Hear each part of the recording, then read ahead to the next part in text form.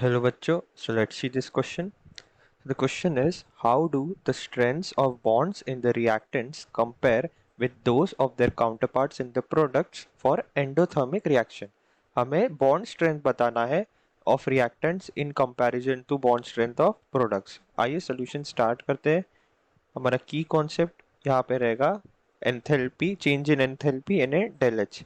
और अगर हम डेल एच निकालना चाहेंगे, डेल एच और स्ट्रेंथ ऑफ बॉन्ड्स का रिलेशन जो होगा तो वो ऐसा बताते हैं कि del H is equal to summation of bond enthalpy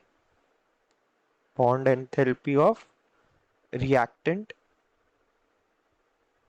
minus summation of bond enthalpy या बॉन्ड एंथैल्पी ऑफ प्रोडक्ट्स.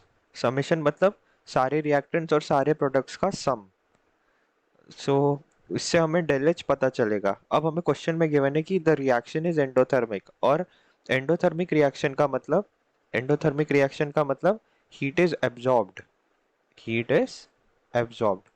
अगर हीट एब्जॉर्ब होगी सो डेल एच हमारा पॉजिटिव आएगा. देयरफॉर डेल एच हमारा पॉजिटिव रहेगा. Del H is equal to positive. Now let's assume कि एक reaction है, रिएक्टेंट से हमें प्रोडक्ट मिल रहा है, सो आर टू पी.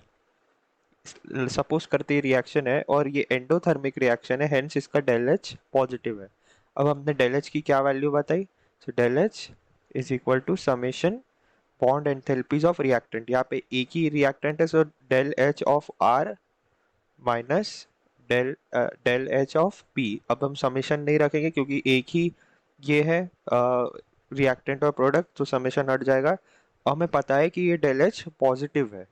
सो अगर डेल एच पॉजिटिव आएगा इसका मतलब del H R, therefore del H R is greater than del H P. इसका मतलब बॉन्ड एंथैल्पीज या बॉन्ड की strength of reactant is more than bond की strength of product. So hence therefore bond strength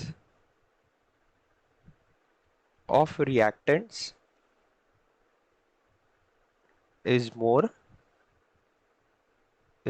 than that of more than that in a bond strength of products. So I hope you understood this well. All the best.